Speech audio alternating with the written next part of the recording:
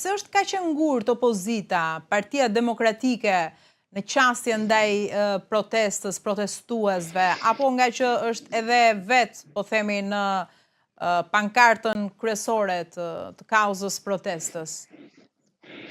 Shikoj se unë edhe këtu në zyri po e thrisnim fundjavë të Rama në Burg, Berisha në Burg, dhe mu desh t'jap një shpjegim, të paktën si e kuptoj unë. Thash, kjo është një thirrje e qytetarëve për drejtësi, se ne nuk kemi tribal që vim popullit kap fut në burg. Duhet ketë, si më thënë, sistemi i drejtësisë duhet bëj punën dhe kjo i drejtoj gjithë klasë politike që kushdo ka vjedhur të mbaj përgjegjësinë e tyre. Por nga ana tjetër, PD-ja e pati shansin në fillim dhe në vend që të rinte e qetë e nënçmoi protestën në fillim. Pati madje edhe media pranë PD-s që folën keq për protestuesit, duke thënë që ne pikërisht se ishte familja Trump nga pas. Dhe unë prandaj e them, nuk ka të bëjë me familjen Trump, ka të bëjë me çdo që e shet Shqipërinë aty. Pra ne duhet shohim nga brenda jashtë, jo nga jashtë brenda.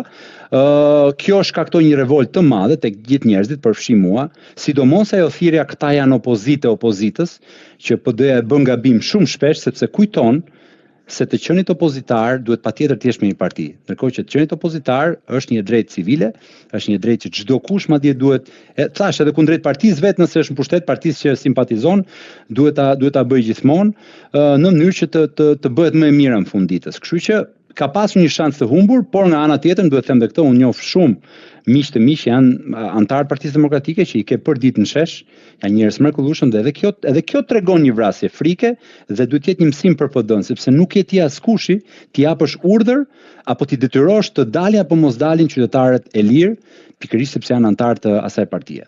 Sa të drejtë ka kryeministri kur thotë unë jam me mandat të ligjshëm, sepse një vit kam që jam mandatuar për të 4-ën herë me radhë nga vetë qytetarët mbi 800.000 vota përkthyer në 84 mandate.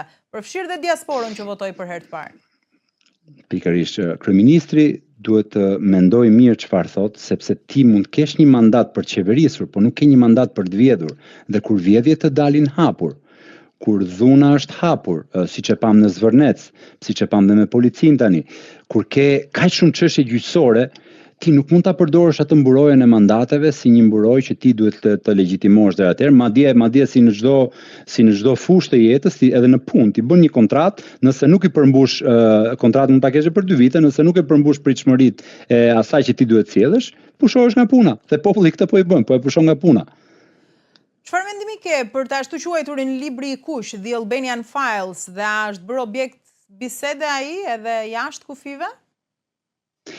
Patjetër, unë fakt sa e paketova që parë se e bleva para sa ditësh, nga që s'kishte dalë ai PDF-i dhe thash do t'ja çoj spakut si libër, do i them urdhë, ja ku e ke dosjen, bëhe punën. Fatmirësisht sot aktivist e çuan atë ja çuan sot, protestuan aty po. E çuan fatmirësisht dhe unë do ta kthej librin sepse nuk dua asnjë cent i shkoj kryeministit Rama nga këto blerje tona, sepse ai fiton nga këto gjëra. Pra, përdor Shqipërinë dhe ai libër në gjykimin tim është prova për shumë shkelje ligji, si në rastin konkret rasti i Zvërnecit, i cili thuhet që gjasmë janë pyetur njerëzit, ne u kapëm në habi, ndërkohë që në atë libër ekzistonte që në 2020-ën, kështu që ky është qëndrimi për atë. Ai libër është një fantazi e shturur e një njeriu që kujton se kjo tokë që ai po është kryeministër për ca kohë mund të bëjë çfarë të doj. Ndryshojnë ligje për zonat mbrojtura, ndryshojnë trashëgiminë kulturore, japin investitor strategjik lloj njerëzish që as nuk e din nga vin parat dhe pastaj zhvillohet ky lloj turizmi në Shqipëri që është më shumë shkatrues